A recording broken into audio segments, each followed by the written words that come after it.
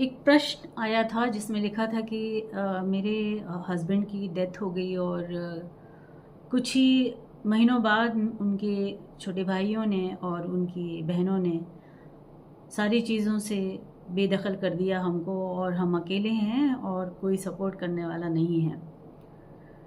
देखिए, एक चीज़ आप सबको बताना चाहते हैं, मैं हमेशा इस चीज़ को मानती हूँ कि अगर आप पति पत्नी हैं, आपने एक दूसरे पर यकीन किया है, आप जीवन साथी बने हैं, ज़िंदगी में एक साथ जीना और एक साथ अगर मरना है, ये तय करके जीवन की डोर से आप बंधे हैं, तो हमेशा याद रखिए कि मौत हम में से किसी को भी कभी भी आ सकती है, जो अनप्रेडिक्टेबल है। हमें नहीं पता कि हमारे साथ कब क्या हो जाएगा। हम हमेशा मंसूबे बहुत सालों के आगे आगे फ्यूचर के बनाते हैं कि कल ऐसा करेंगे, परसों ऐसा करेंगे, ये कर लेंगे, वो कर लेंगे, एक घर ले लेंगे, एक दुकान ले लेंगे। बहुत सारी चीज़ें हम बढ़ते जाते हैं, बढ़ाते जाते हैं, घेरे को बढ़ाते जाते हैं। हमारे बच्चे होते हैं और हम बहुत सारे लोगों के साथ भी जीते हैं, लेकिन हमको हमेशा ये चीज़ याद रखना चाहिए कि पति पत्नी अगर हैं तो एक दूसरे को सेफ गार्ड करके आगे रहना है। ये बात सिर्फ पति के लिए नहीं है कि अगर वो नहीं रहे तो पत्नी के लिए क्या है, पत्नी के लिए भी है, क्योंकि आज हम दोनों वर्किंग हैं। आज की ज़िंदगी में बहुत सौभाग्यशाली होंगे वो लोग जिनके घर में सिर्फ एक की कमाई से घर चल रहा है। सबको काम करना पड़ता है, सबकी अपनी अपनी इनकम है, सबके अपने अपने इन्वेस्टमेंट हैं, बहुत सारी चीज़ें हम लोग करते हैं।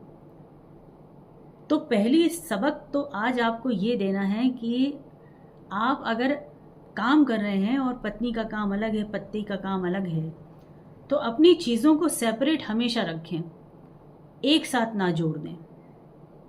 एक अकाउंट अलग बनाएं जिसमें इन्वेस्टमेंट हर महीने जितना होना है, जितना खर्चा होना है, वो उसमें डालते जाएं, दोनों ही मिलके। अब जो अलग अलग आपने किया हुआ है इन्वेस्टमेंट, या बैंक में डिपॉजिट, या बैंक में अकाउंट, या जो भी जिस तरीके की चीज़ों को आप इंडिविजुअली अपने आप कर रहे हैं, पहली ही फुर्सत में एक दूसरे को नॉमिनी बना लीजिए। पत्नी को अपने पति को नॉमिनी बना लेना है और पति को अपनी पत्नी को नॉमिनी बना लेना है। देखिए, जीवन में जोड़े ऊपर वाले ने सबके लिए बनाए हैं। अगर आपके भाई हैं तो उसकी भी शादी होगी तो भाभी आएंगी, अगर आपकी बहन है तो उसके भी पति होंगे, वो भी आएंगे। तो जोड़ा सबके लिए बना है। तो अगर आप अपने जोड़े को सेफ गार्ड करते हैं तो इसमें कोई बुराई नहीं है। अगर आपकी मम्मी भी हैं तो उनके साथ पापा हैं तो हर जोड़ा अपने एक दूसरे को सेफ गार्ड करे। ये नहीं कि हम आज की जनरेशन के लिए ये ताकीद कर रहे हैं। आज की जनरेशन के पहले वाली जो जनरेशन है, या मेरे माँ बाप हों, या हम खुद हों, या हमारे बच्चे हों, हम इन तीनों जनरेशन की बात कर रहे हैं। हमेशा पति पत्नी को एक दूसरे के लिए सेफ गार्ड कर देना है, क्योंकि अचानक अभी कभी कुछ हो जाए तो भटकना ना पड़े, परेशान ना होना पड़े। ये मेरी देखी वाली चीज़ है।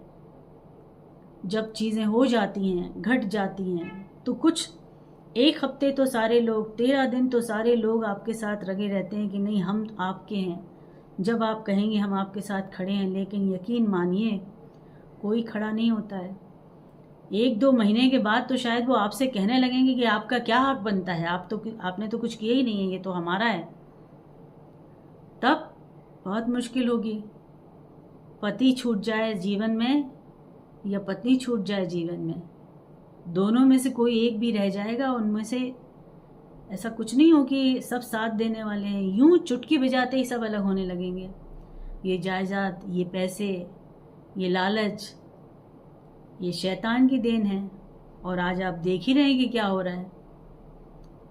तो मैं हमेशा बोलती हूँ कि ये कलयुग है, इसमें ऐसे ही सब कुछ होने वाला है। और जो अपने आप को रोक पाएँ, जो अपने आप को पहले से ही सिस्टमेटिक रह पाएँ, वही थोड़ा बहुत बच सकते हैं। तो आपको परेशान नहीं होना है और ये मान के चलना है जीवन में कि अगर जी रहे हैं तो एक दिन मरना है, और हमें टाइम नहीं पता है इस चीज़ का। अनप्रेडिक्टेबल है लाइफ। तो पति पत्नी दोनों को हर चीज़ एक दूसरे को बता के चलनी है, हर चीज़ में एक दूसरे को नॉमिनी बना के चलना है। पत्नी जो काम कर रही है उसमें पति को नॉमिनी करें, कंबाइंड कोई चीज़ नहीं करें। आप कंबाइंड करेंगे और कहेंगे पहला नाम पति का तो टेंशन और पहले नाम पत्नी का तो पूरे घर वालों को टेंशन।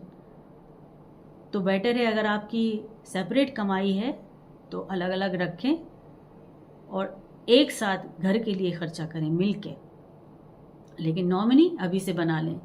किसका इन्वेस्टमेंट कहाँ है एक डायरी में नोट करके रखें और वो बता के चलें कि ये पेपर हैं, चाहे ये सिप है, चाहे ये बैंक है, चाहे ये एफडी है, ये ज़मीन के पेपर हैं, ये घर के पेपर हैं। हर चीज़ में एक दूसरे को समझा के बता के वो पेपर सब सेफ गार्ड करके रखें। देखिए फिर भी अगर क्या होता है कि अगर पति ना रहे और पत्नियों को भले ही वो कितनी ही एक्सपर्ट क्यों ना हो बहुत झेलना पड़ता है, तो प्रायोरिटी तो सबसे पहले ये होती कि पति ये सबसे पहले काम कर ले। अब अगर पति बचते हैं तो वो फिर भी थोड़ा सा झेल लेते हैं मुश्किलों को, क्योंकि उनका बाहर का काम होता है, वो फिर भी कर ले जाते हैं, संभाल ले जाते हैं, बच्चों को भी संभाल लेते हैं। लेकिन गलती से अगर माँ अकेली रह गई है और छोटे बच्चे हैं तो आप सोच के देखिए उसको बहुत परेशानी होती है। तो ये चीज़ें हमारी ज़िंदगी में रोज़मर्रा से नहीं जुड़ी हैं, कोई रोज़ हमारे को इन चीज़ों के बारे में नहीं सोचना है, लेकिन इन सब चीज़ों को ध्यान में रखना है कि कभी भी कोई भी घटना से ऐसा हो सकता है। तो बच्चों को टेंशन ना हो, अगर पत्नी रह जाए तो उसको टेंशन ना हो, और अगर पति अकेला रह जाए तो उसको टेंशन ना हो।